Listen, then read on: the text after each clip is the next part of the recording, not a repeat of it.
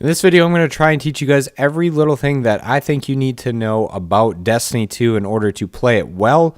This will include basic stuff all the way to the advanced stuff, but keep in mind that a lot of stuff is changing going into Shadowkeep, so some of this info may be outdated, but I'll try and keep it as updated as I possibly can. Let's do it.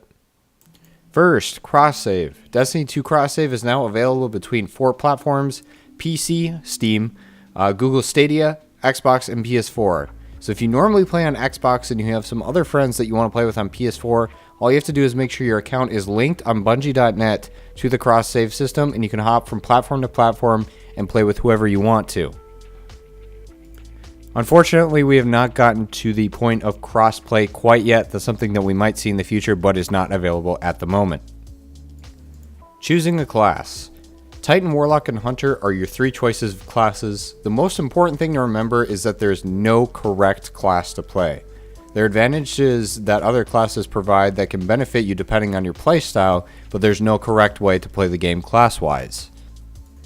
If you play most shooters as an aggressive player, I'd recommend that you either choose first a Hunter or a Warlock, but if you're more of a passive/defensive player, I'd recommend that you either play Titan or Warlock. If you're indecisive about what class you want to pick, I'd recommend that you pick up a Warlock first. It is very, very easy to learn, a lot of great abilities to use, and overall, just a fun class to play. So each of these 3 different classes, Hunter, Warlock, and Titan, have 3 different subclass types. You have Arc, Solar, and Void. And each of these subclass types has 3 different subclass trees that you can choose from. You'll see a common theme of 3s throughout this whole thing. Most people in the community don't really refer to the subclass trees by their specific names. They usually call it by the super ability that you cast, or they call it based on where it is on the screen. So for example, this super is called Well of Radiance, and usually people just refer to it as Well. For this subclass, instead of calling it Way of the Warrior, people usually just refer to it as Top Tree Arcstaff, or something along those lines. You'll pick up on the nicknames of things pretty quickly the more that you play. You can only have 1 subclass tree active at a time per different subclass type. So 1 on the Arc tree, 1 on the Solar tree, and 1 on the Void tree. You can switch between these at any point you want, as long as there is not a locked loadout restriction in the activity that you're playing, and that's only in very select activities. Eventually, most players end up creating 1 character class of each type because you have a maximum of 3 characters that you can create. For those thinking, well, I'm just going to make 3 Hunters because I can level faster, good luck. Players did that for years, and it wasn't until about a year and a half ago, Bungie made it so that there are no benefits to having 3 of the same class for leveling anymore. Most players who create 3 characters nowadays have 1 of each class. That way you can switch and adjust to whatever you feel like playing or what your team may need in a specific instance. So one thing that you'll notice as you're upgrading your subclasses on each of your characters is that you will need Seeds of Light to unlock the middle tree of each of these subclasses. Your first one will always be obtained when you unlock the mission to get your first mid-tree subclass. There are 3 different sources to get the other 2 remaining Seeds of Light. The first of which is by doing a Tier 3 Blind Well in the Dreaming City. Second is by completing the offering to the Oracle Bounty from Petra in the Dreaming City. And the last one is by completing the first encounter, which is the Kali boss of the Last Wish raid. Going into Shadowkeep, Bungie is implementing a new leveling system. They are wiping the slate clean, making it so that all new players that join the game, I think you only have to do 1 or 2 or a couple missions, something like that, and you will be brought up to 750 power level, which is the same power level that everybody else is starting the DLC at. They used to have it so that if you joined the game, you'd have to go do a bunch of old content and a bunch of boring stuff before you could finally play with your friends.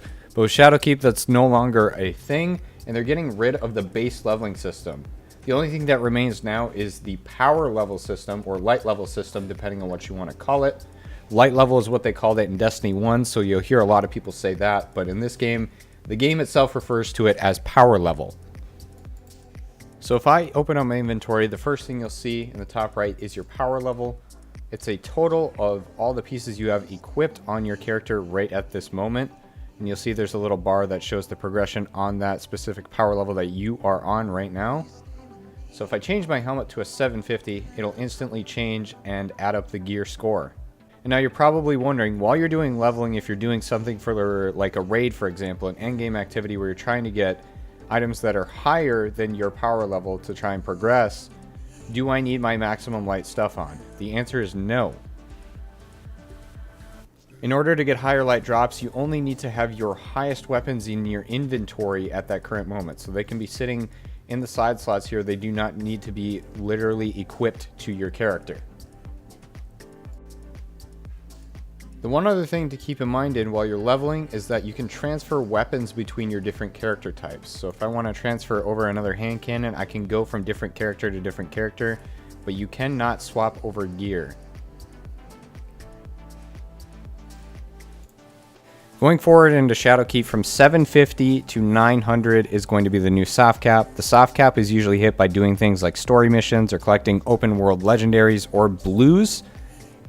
Going from 900 to 950 is going to be the regular power leveling, so you can do anything that gives you powerful rewards to hit that point. This includes things like the daily milestones on your map, anything that has a gold symbol next to it and says powerful gear as a reward. Otherwise, you can do things like raids to help hit towards that point. But from 950 to 960 is the absolute end game, and you'll only be able to hit 960 if you're doing end game content. So like raids, dungeons, I believe Iron Banner is part of that too. Past that point, you'll have to get bonus gains from your seasonal artifact, and the seasonal artifact is something you get at the beginning of every season.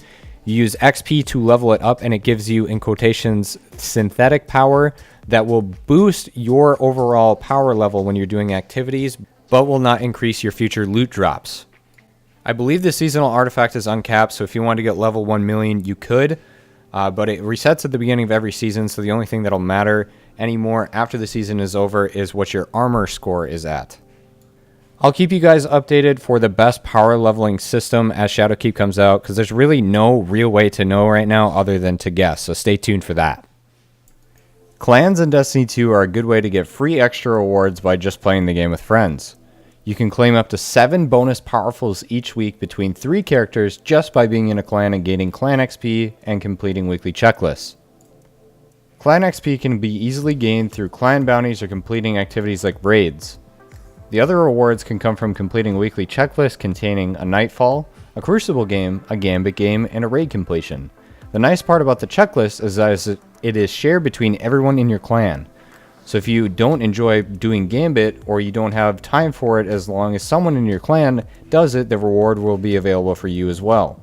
All clan rewards are claimed in the tower at the Hawthorne vendor. Hawthorne also has powerful bounties available for completing different raid challenges each week. Some of these challenges can be a hassle, but the majority of them are really easy and don't take much extra effort for that powerful drop. Every Tuesday at 10 a.m. Pacific time, your weekly powerful rewards reset. This includes your Nightfall strikes, your raids, anything that is powerful. The Nightfall strikes also rotate at this time and is usually when new content drops if it is planned.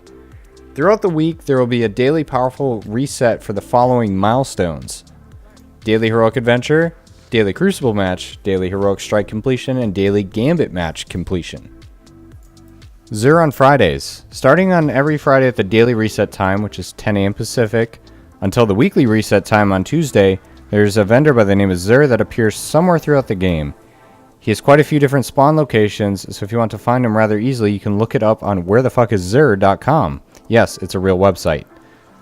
He sells 4 different exotic items each week, 1 weapon, and 1 exotic piece for each class. You want to be on the lookout because these armor pieces come with random rolls on them, meaning that there could be better rolls of perks on a piece that you might already have. This is usually something a lot of players do when they have plenty of legendary shards to spare, so if you are in need of them, I would recommend that you don't worry about that right now. But if you are in need of the exotic item itself, it is a great way to get exotics that you don't have. Essentially free exotics. Material farms / spider. Use materials later down the line, not sooner.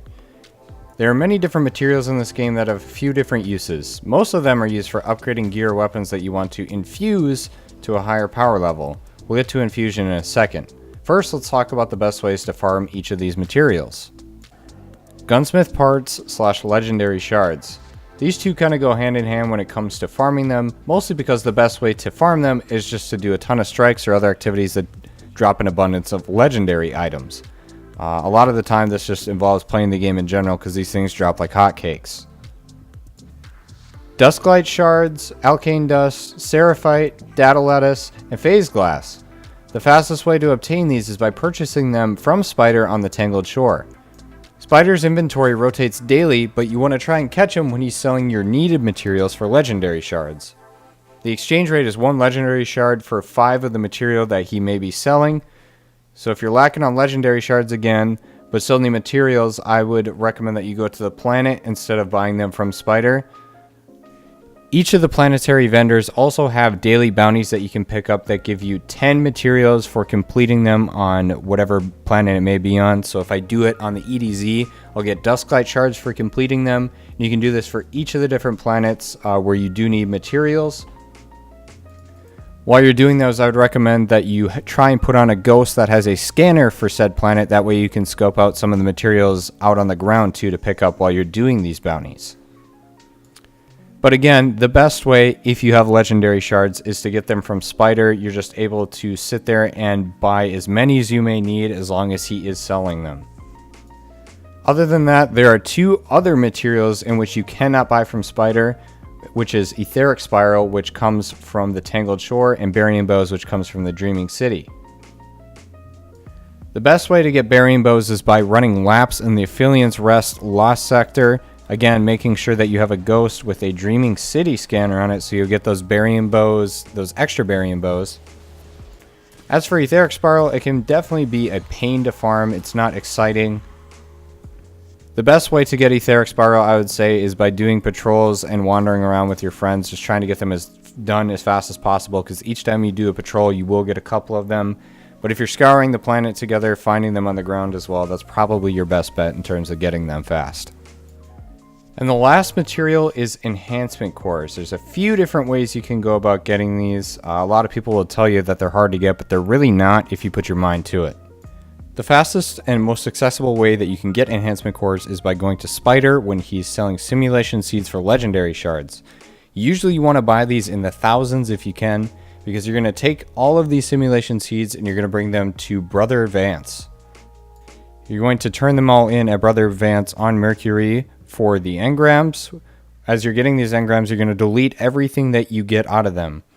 When you receive a Masterworked item out of an engram, you'll delete those, and upon deleting Masterworked items, you will get 1 or 2 Enhancement Cores. By the time you're done turning in all your simulation seeds to Brother Vance, you should get about a 60 to 70% return on all the legendary shards you spent buying simulation seeds. Besides that, the best way to get them is by doing Gunsmith daily bounties. If you have 3 characters, that means 9 bounties, which means 9 enhancement cores. It's around 270 cores a month if you do them every day. You also have weekly Gunsmith bounties, which should grant you another 72 cores a month. Your first heroic menagerie run on each character should grant you 7 cores because you get a guaranteed curated item at the end of it. Upon deleting any of the curated items that you may get from Menagerie, you will get 7 enhancement cores. Those are just a couple ways that you can get enhancement cores. There are many other methods, but those are the 2 most effective ways that I've found to sit and farm them if you really, really need them. Infusion. Infusing is a great tool when you're leveling up your power level. It only works when you're trying to infuse a higher power item into a lower power item.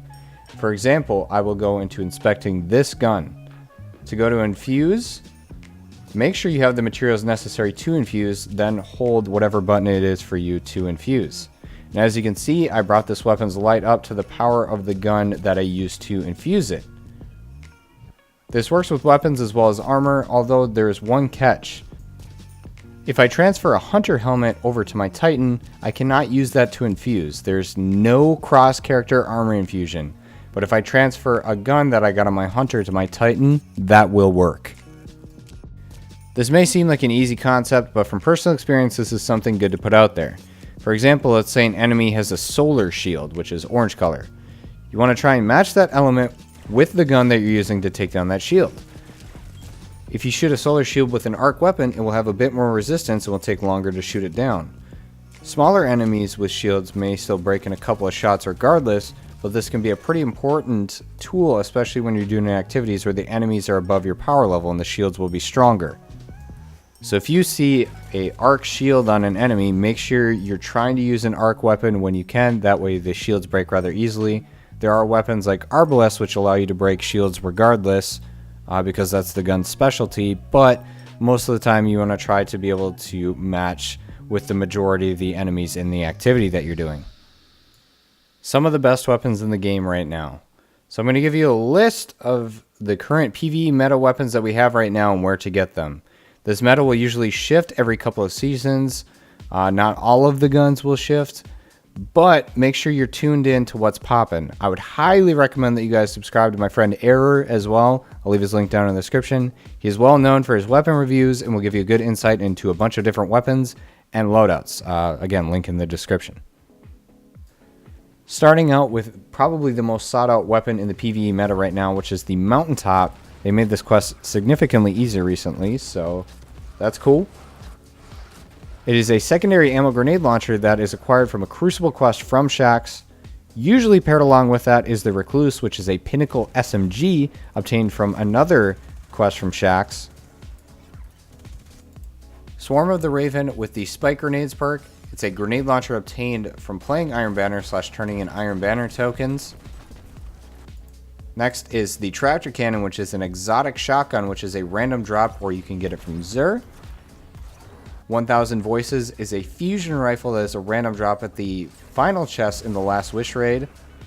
Anarchy is a grenade launcher that is a random drop from the final chest in the Scourge of the Past raid. Darcy, which is a exotic sniper, which is a random drop or you can get it from Xur. Wendigo GL3, a grenade launcher obtained through a Pinnacle quest through Zavala. Wardcliff Coil, an exotic rocket launcher, which is a random drop from Xur. Outbreak Prime, which is an exotic pulse rifle obtained by completing the 0 Hour mission. There's a secret quest that you have to do to unlock this mission. I definitely recommend that you guys get this. Next is Prospector, an exotic grenade launcher, which is a random drop or you can get it from Xur. These next few snipers will be meta going into Shadowkeep as far as we know. The first of which is an exotic sniper called Whisper the Worm, which is obtained by doing the Whisper secret mission. Next is an exotic sniper rifle called Izanagi's Burden, which is obtained by doing the Izanagi's Burden quest. The last of which is the Soul Survivor, which is a legendary sniper rifle, which is obtained by doing the Reckoning, easiest obtained I should say, by doing the Reckoning activity on the week of the Knight's boss. The next few items aren't necessarily meta, but are just good things to keep around just in case. The first of which is a legendary hand cannon called Midnight Coup, which is obtained by doing the Leviathan raid. Next is the Aikilo shotgun, which is obtained through doing the Escalation Protocol activity on Mars on the week that it drops. Next is the Threat Level shotgun, which is obtained from the Scourge of the Past raid. And lastly, we have the 21% Delirium, which is a legendary machine gun that you can get from doing a Pinnacle quest from the Drifter. These weapons that I've just mentioned are all either meta right now or they have been meta before. So if you're missing some from this list that you may have heard about from a friend, don't worry. There are other good weapons in the game, alternatives for you to use. So again, I'm not saying that every other weapon in the game is not useful at all. That is not the case. Especially with some of the changes coming in Shadowkeeps to other weapon archetypes. There are plenty of other things to use, but these are the strongest that we have seen in a lot of scenarios / what we have right now. So just in general, I would recommend that you try and get as many of these weapons as you possibly can. What perks are important on armor? The way armor works right now, there are just a few things you need to look for. Ammo reserves and scavengers. The important scavengers are usually for things like grenade launchers, shotguns, and snipers. Scavengers allow you to receive more ammo for that specific weapon type when you pick up an ammo brick. These are huge in PvP, as normally when you pick up a special ammo brick from a player without a scavenger, you'll receive one shot. With a scavenger for that specific weapon type, this is only for special weapons by the way, you'll get 2 shots. Having ammo reserve perks are big in PvE, giving you an extra couple shots you might need. The important scavengers that I mentioned will be found on gloves and on the class item of each character. The special ammo reserves for those shotguns, snipers, and GLs will be found on helmets and class items. Chest pieces and boots will give you scavenger and reserves for your primary weapons like auto rifles, hand cannons, etc. So based on your particular loadout, what you like to use for raids and stuff, you will build craft based on those reserves / scavengers of whatever you're using. PC only keybinds. There are just a few things you need to consider in terms of making your keybinds. The first things are there are no correct keybinds. It will take some testing or revising to find keybinds that you like and fit your hand specifically.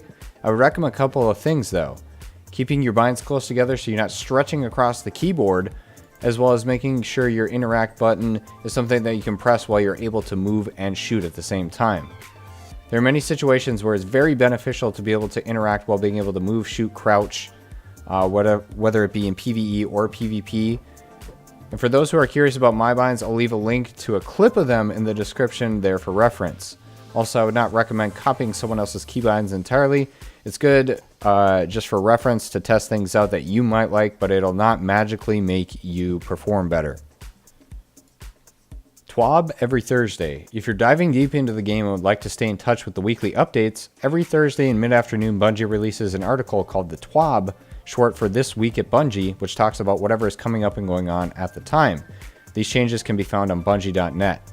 There are other YouTubers who will often cover and TLDR this for you. That way you don't have to do the reading if you don't want to. So I'd recommend looking around if you really want to stay up to date on the news. It's pretty easy to find news sources. Destiny Item Manager. This is an essential app that's used by thousands and thousands of people on every platform, PS4, Stadia, Xbox, whatever you're playing on. This Chrome extension allows you to transfer your gear between your inventory and your vault within seconds. All you need to do is make sure it's linked with your Bungie.net account, and it should be ready to use. This extension has many other cool features such as customized loadouts, so within a few clicks it will auto-equip your PvP build that you have set up or whatever it may be. This is a must-have. There are alternatives to this app such as the Ishtar Collective app, but I personally and a lot of other people use Destiny Item Manager. Stacking buffs / debuffs. So let's start basic. A buff is something that increases your Guardian's output damage. Two of the best buffs in the game are Weapons of Light, which comes from the Titan Bubble, and the Well of Radiance, which is the middle Warlock subclass tree. In Shadowkeep, the way these buffs work is that the one that is active, if you have multiple active, the one that has the highest percentage in terms of outputting damage will take priority, and when the one that has the highest amount of damage disappears, the next highest percentage will take over and take priority. A debuff is something that weakens the enemy and makes it more susceptible to incoming damage. Things like this include hitting an enemy with a tractor cannon, hitting it with a tether, or hitting it with a melting point, etc. In Shadowkeep, the way it works now is that only some of these buffs / debuffs will work together multiplicatively, again, the highest taking priority. But if you do stack these together well, getting the highest multiplicative buff, it will provide you a great benefit. The time that you'll see this most used is in things like raids. I have a lot of raid videos on my channel. For those who don't know, that's where a lot of my content is oriented. So if you're looking for an example of that, you can go watch some like raid boss melt videos or whatever, where we put buffs together multiplicatively and just watch the health bar completely deplete when we shoot the boss. In Shadowkeep, again, like I said, there won't be as much of that melting action as before, but a lot of these buffs still will be able to work together in great succession, and I highly recommend that you keep your eyes peeled for any new combos that will come out in the near future. Movement tech, things like Warlock Skating, Titan Skating, etc. There are a few different movement tricks within the game that people use and will help you in the long run, versus which is called Sword Skating / Relic Skating. If you have a sword in hand with ammo in it, or you have one of the many relics in the game in hand, you can use this trick to get slight speed boosts, and these can be chained to increase your horizontal movement and get objectives done quicker. This can be done with any sword, by the way, and all you need to do when you do this is you just need to be able to activate your burst glide. So right after you sword swing, you're going to hit your burst glide. So it looks a little something like this. You have to be in the air, by the way. So I'm moving forward, I sword swing, then hit space after. And the closer you do it to swinging, the farther you'll go. You can sit here and chain these all day. You can move around the arena as long as you have ammo. It's only when you run out of ammo that it becomes an issue. Like I said, this also works with relics, so you'll be able to relic skate around the arena, especially with relics like the ball in Scourge of the Past. And if you want to take the skating a step up, it's only possible on the Worldline Zero sword, by the way. It's called Worldlining or Worldline Skating. We recommend that you have transversus steps on too. Only possible on Warlock. It is possible on other classes, but that is only with a super pop, and it only applies for specific supers. So most people only do this on Warlock. It looks a little something like this.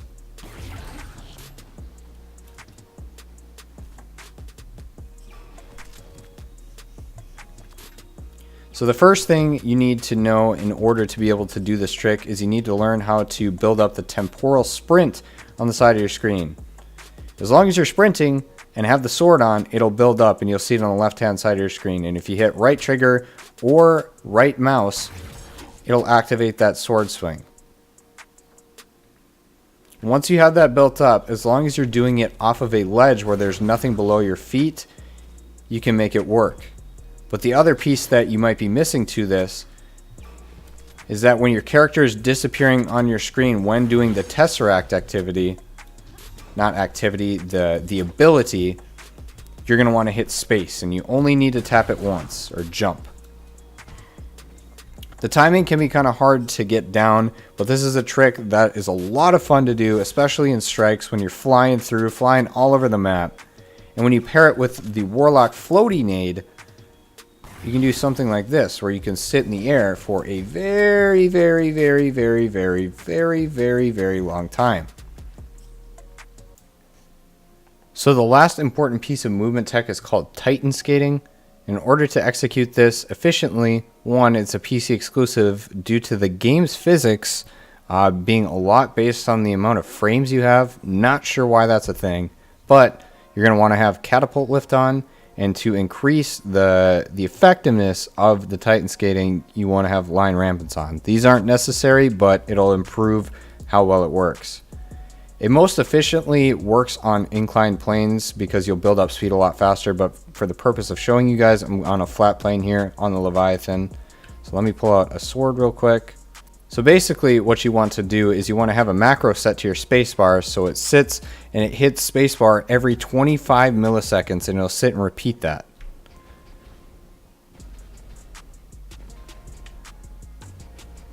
So it may not look that fast right now, but in terms of comparing it to normal Titan movement, it is a lot faster to reach this point. So here's a little bit better perspective. Here's an inclined plane. So as you go up, the lower you stay to the ground. And when you do this, you want to have the lowest amount of agility possible. This is just a neat little trick for Titans on PC, sadly only, to get across the planet a little bit faster. It's not necessarily something that you absolutely need, but I would recommend it if you're looking for just a little something. It can help you escape certain situations and stay alive. I've found myself in a lot of situations where it has been helpful for that specific scenario. But again, it is not totally necessary. If you guys are looking to set up a Titan Skating macro for yourself, I will leave a link to it down in the description if you want to learn how to set it up. One other thing about this same Titan Skating macro is that I also use this on Warlock when I do my Warlock movement. A lot of people ask me how I do this. I like to call this Ricochet Bouncing. Is you single hop with your Warlock while you're sprinting. So you single hop and then hit the macro down. And it's just like bouncing off the floor. It allows you to fly a little bit farther forward, making your movement slightly faster. So again, Ricochet Bouncing. Think of it as like throwing a bouncy ball off the floor. Again, something that's not totally necessary, but can help you gain a few extra steps if you're looking to save a little bit of time on something, or if you just feel like dicking around. Ghost animation cancels. This is a very simple piece of tech that is super easy to do. Will save you some seconds and it'll make you look cool as frick, man. When you go to scan your ghost on an object, normally you hold your interact button and your ghost will go out, do a little animation and go into the object. In order to skip this, all you need to do is start the animation where the ghost would normally fly out of your hand and go towards the object. And then you want to double tap whatever button you use to pull out your ghost.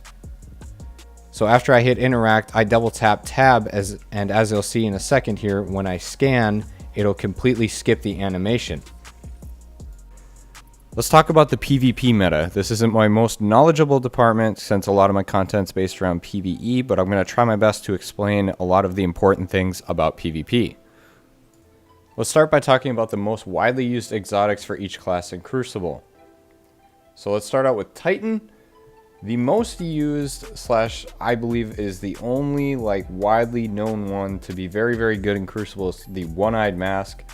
Every time somebody shoots you, it marks them on your screen, and when you defeat them, it helps you get a health regen as well as an overshield and improves your damage. It is widely referred to as a very busted exotic, and a lot of people want it removed from the game.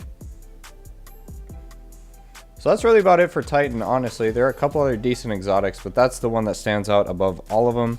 So now let's talk about Hunter.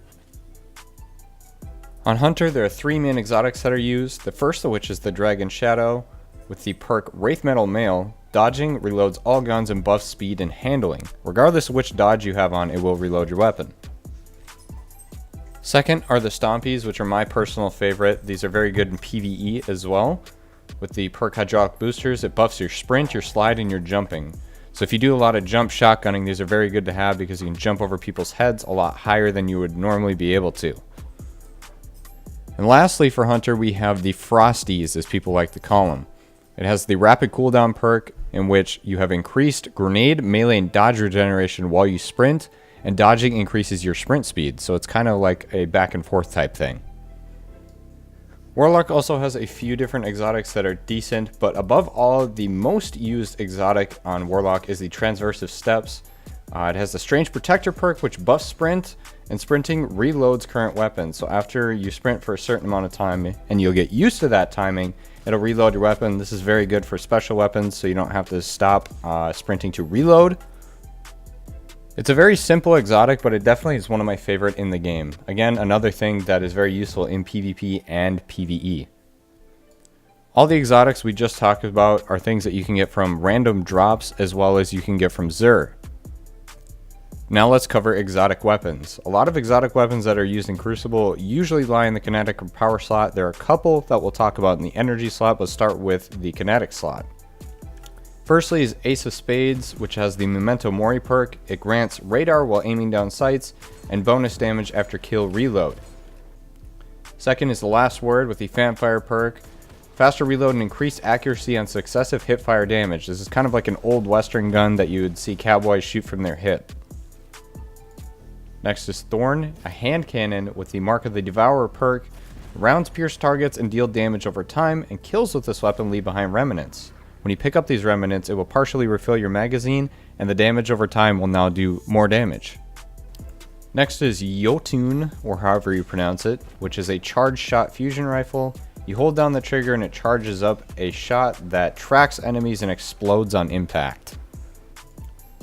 Next is Lord of Wolves, which is probably considered the most toxic weapon in the game. If you use this, people will immediately hate you. No troll. It's an exotic shotgun with the Shrapnel Launcher perk. It fires powerful short-range solar bursts. And while you have this weapon out, if you hold reload, it will release the wolves, is what the perk is called, allowing you to shoot a higher ammo capacity burst, which actually shreds supers. Now moving into the power slot, we have the 1000 Voices, which is another charge-up fusion rifle. The perk is called Ahamkara's Eye, and it unleashes a beam of destruction. Next is the Truth, which is an exotic rocket launcher with a prototype True Seeker, which is basically just rocket tracking. The rockets will track as long as you aim in, look at the enemy, and you'll hear the little beep, beep, beep, beep, beep go off. It also has the Grenades and Horseshoe perk, which projectiles will detonate when they are within the close proximity of their targets. Lastly, for the exotic weapons, we have the Tractor Cannon, which is an exotic shotgun with the Repulsor Force perk. It emits an impulse that pushes or suppresses enemies and increases elemental damage vulnerability. So basically, it debuffs the enemy, and anytime that you shoot an enemy in a super and your shot connects, it will immediately take them out of super. As for legendaries for PvP, there is a long list you could go down. If I sat here and described every little perk that you need for every single little gun that you may use depending on your playstyle, we could go on forever. There are a lot of legendaries in the game that are useful in PvP. There are some that are better than others, but this is a great list created by another YouTuber by the name of Cakes. He's very, very knowledgeable in the PvP department and all around a great dude. I'd highly recommend that you go check out his content and thank him for this spreadsheet, which I will also link below. As you'll see on this sheet as well, there are some PvE oriented items. A lot of these I didn't mention earlier specifically because they're not the best of the best right now, but they're all around good guns to have ready just in case.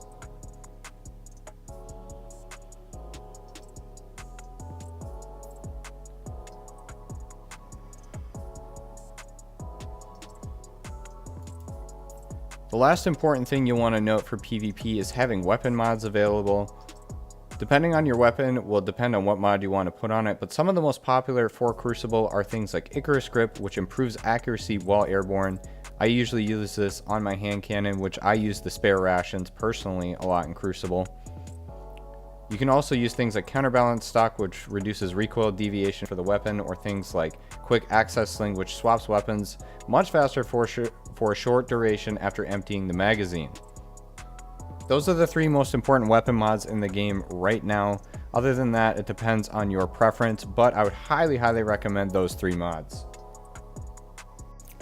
There are many other small little tidbits that I could sit and talk about, but I don't want this video to be 32 hours long. I wanted to try and compress it down to all the things that I thought were important to the game, or things that I wish I would have known when I started playing. If you're new to the game, I hope this information was of some use to you. If it was, if you want to share it with your friends that are new to the game, cool. I hope you guys enjoy the game as much as I do, man. I love this game. It's got a lot of cool aspects about it. But if there was something missing from this video, please also let me know down below. If there's something that you guys would really, really like to see, like a tutorial on or whatever, I'll do my best to keep pumping videos out.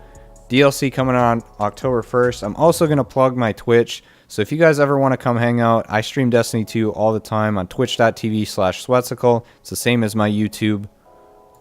And if you're watching this before October 5th, I would also like to say that on October 5th, the new Garden of Salvation raid will be launching, and we'll be going for the world's first completion. So if you want to come hang out, watch the hype unfold, we would love to have you. Alright, now that my sellout speech is done, again, thank you so much for watching. I hope this information was of use to you, and hopefully we'll catch you in the next one. Peace!